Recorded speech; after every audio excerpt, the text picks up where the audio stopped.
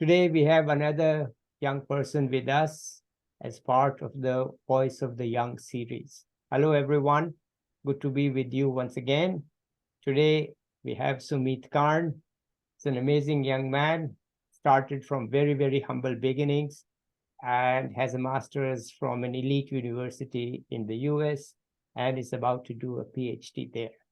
So let's hear from him. Sumit, over to you. Okay, thank you, Professor Mathur. Very privileged to be here, and I have, I've heard about you, I have read about you, so it's also more intriguing to be here. Hi everyone, I'm Sumit. I'm originally from Bihar. That's where I was born. I grew up there. My dad and mom and dad they were from there. My dad passed away when I was very young. I was 5, and I guess a lot of challenges that came with it growing up. I moved to the States when I was 17 for high school, actually. So I got a full funding scholarship from the US government to come here and study here, pursue my high school and my undergrad. And then I worked for a few years, and now I did my master's at Columbia University on a fully funded scholarship. And now I'm continuing my PhD here. And the things that I'm interested in talking to today to all of the viewers or those who will be joining us today or those who will watch later is about two things. The first thing that I really want to talk about is the power of mentorship. I think the mentorship has really changed my life from where I was and to where I am today. And the second thing that I really want to talk about is the value of education or the democratization of education or resources, and how those values come around is through scholarships. I think scholarships and mentorship, these are the two things throughout my life I have gained. And this is what differentiated me from someone who lived in a very rural village in Bihar to now living in Manhattan, studying here, working here.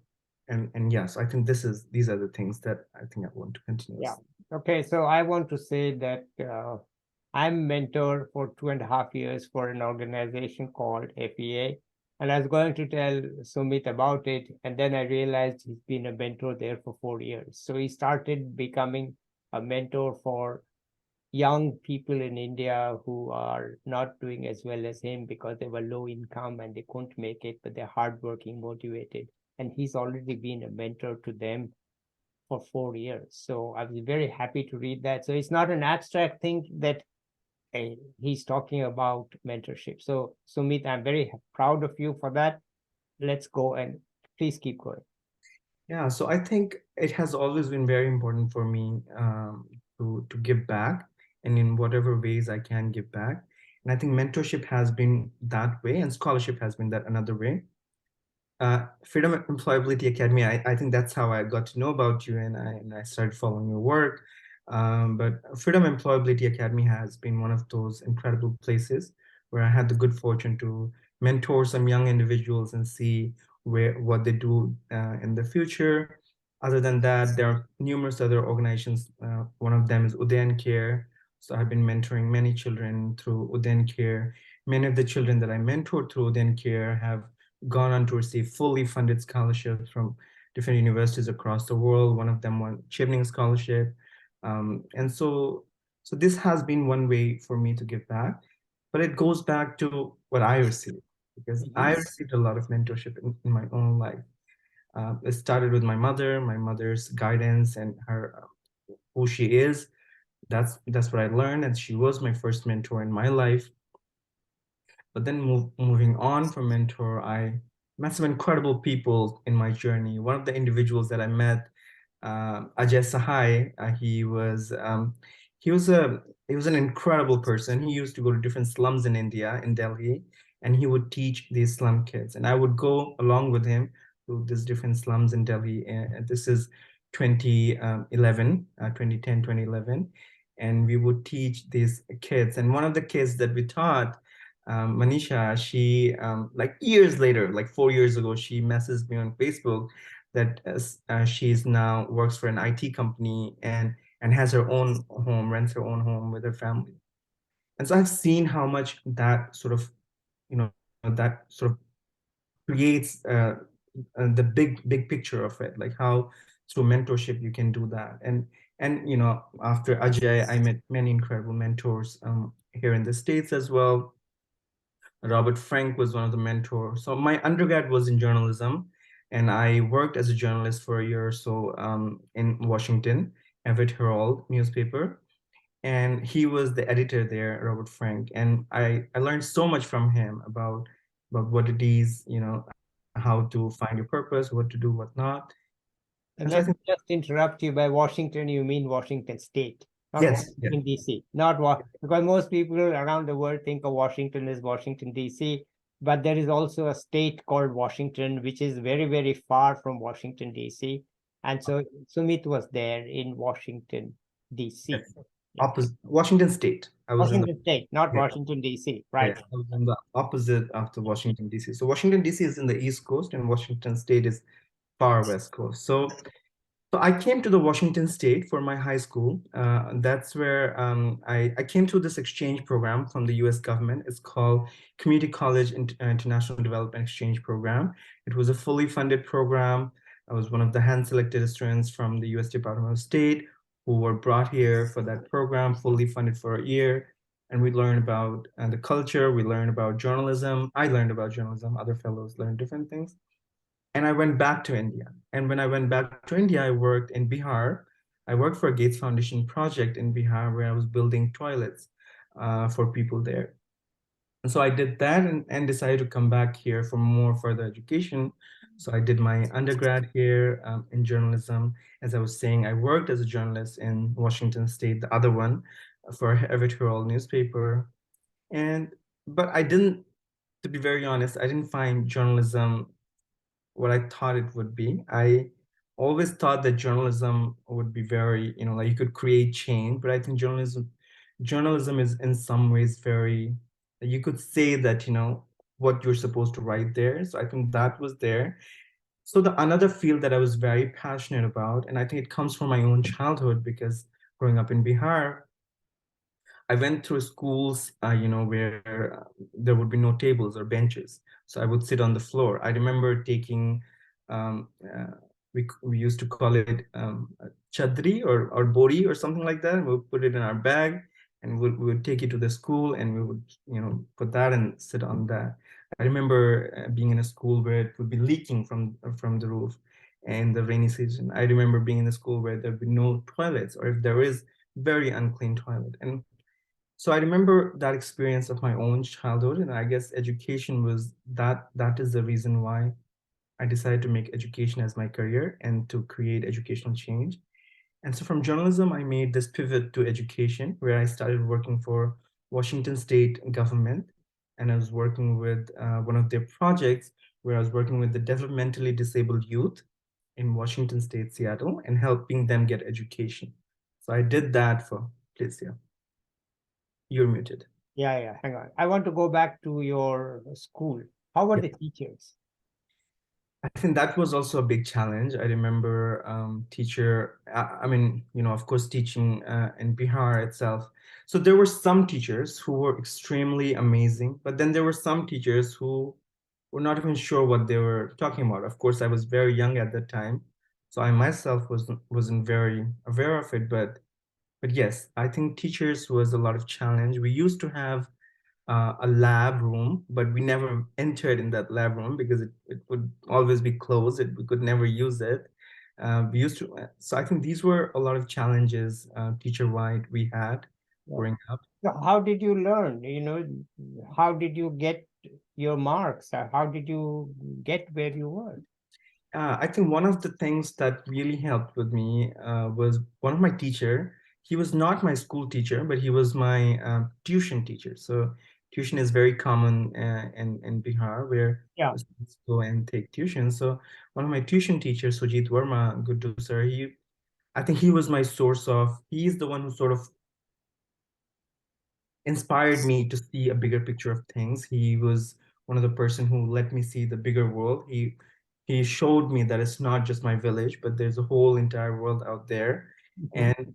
And I also feel like I also had this sort of passion or drive. I remember every Wednesday we used to have we used to get Hindustan Akhbar, and in Hindustan Akhbar, we used to have every Wednesday would have education section. So 4 page would be for education, and in that I would see the pictures of like some students who have won a scholarship and did this, or I would see the best universities in the world, like Columbia University's photos. Or I still have one of the I write diaries, and in my diary I still have pictures of from those Columbia University, and so that's when I think the dream started, that I want to pursue my own education at some of the top elite universities, or I want to meet or work with people or learn from people from the best of the best. And I guess, and it propelled through that teacher who Sujit Verma. He is the one who sort of Kuddu sir. He's the one who made me see the bigger world. And so yeah, that's how I. Okay, it's great. And where did you learn English? Yeah, that's also a very interesting question.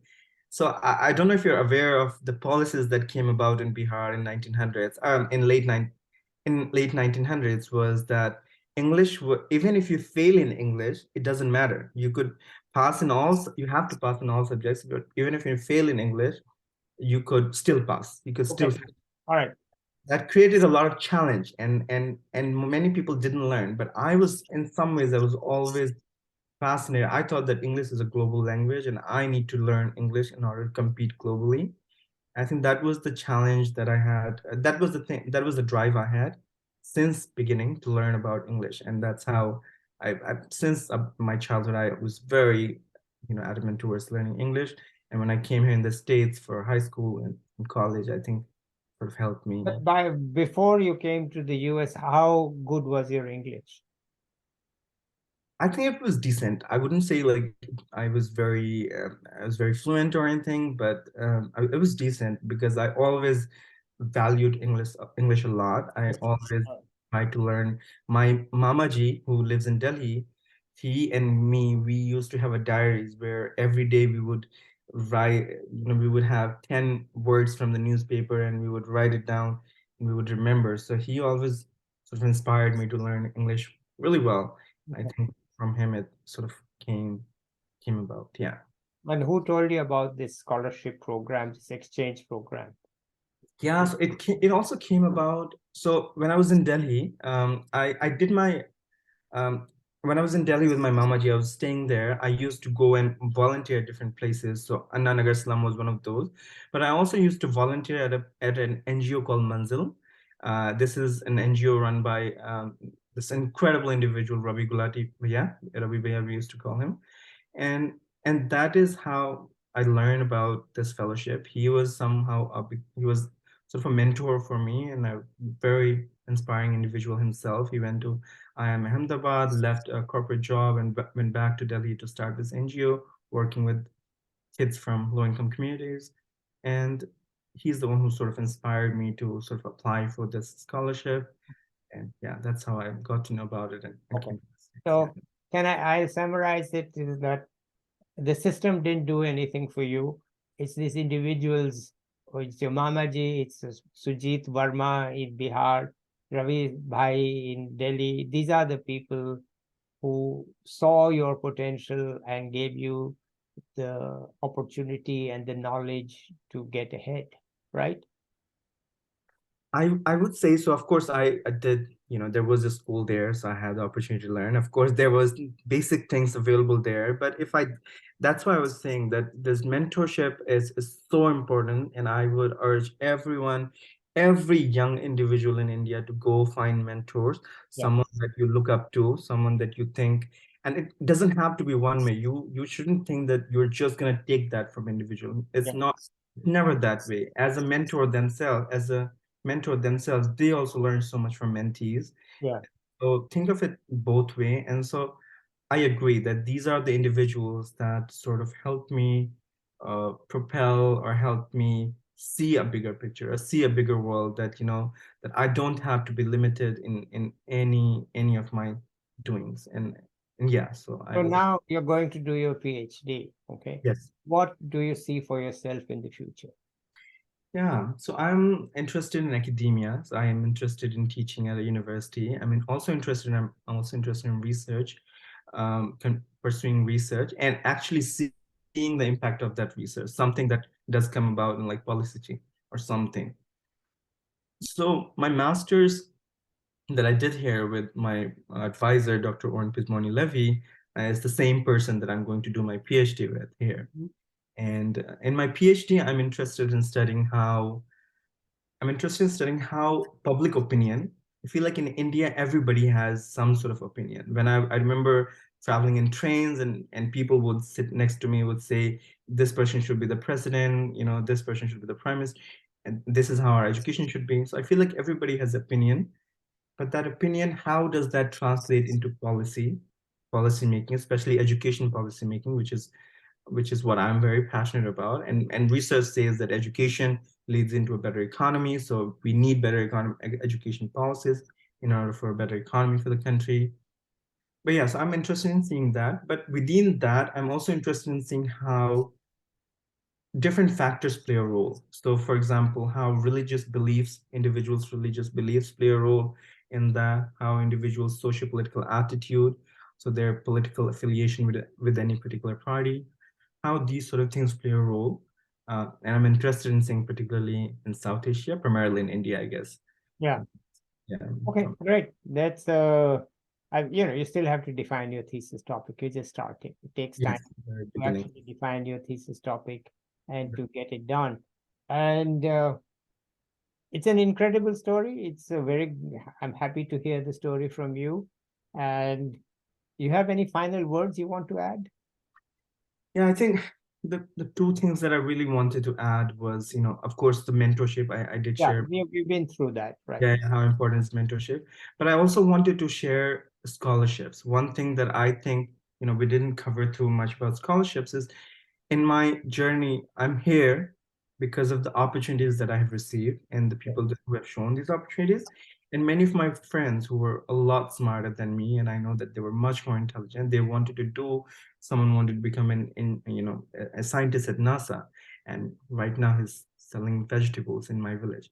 But I'm not saying selling a vegetable is a bad thing, but I'm saying is that his dreams were not met because of the opportunity. A lot of times young individuals or people from like low income communities or underprivileged communities, they don't realize that there are so many scholarships and opportunities and resources out there. All they need is some sort of mentor and some sort of ways to research those or find those scholarships. Maybe it is internet, maybe a phone with an internet. Everybody has phone these days and some Yes. sort of internet. I would say that go find, if you have a dream, if you want to pursue a dream, go find those scholarships. There are so many scholarships out there that you would be amazed. Many people don't apply for these scholarships and they go, millions and billions of dollars go in waste because people don't apply for those scholarships. And I want every individual who does not have other ways or does not have their own funding to go and find these scholarships. And I think that would be a game changer, a life-changing experience for them itself, and they can pursue their goals. So I think that would be one thing that I would definitely want to stress. Yeah. Yeah. All right. Very good. I'm happy to hear all these things from you, because you didn't have the privileged life that many of us had, where education came easy. It came hard for you. You had to work. Everybody has to work hard, but you also had to overcome other obstacles, which many other people did not, and you have overcome them so well. And I hope you do well in life. I'm sure you will. And all the best for you and success in whatever it is that you want to do. Let me just say, doing PhD is a very bad decision because it's hell. And I can say it's hell because I've been on both sides. I've been a student, I've also been a professor. PhD is hell. And, it's only the brave who enter it. Okay. I hope you are brave and I hope you do well. All right. So, best to you, Sumit. Let's say bye to the people and we say bye, everyone. I'll be back next time with somebody else. Okay. Bye bye.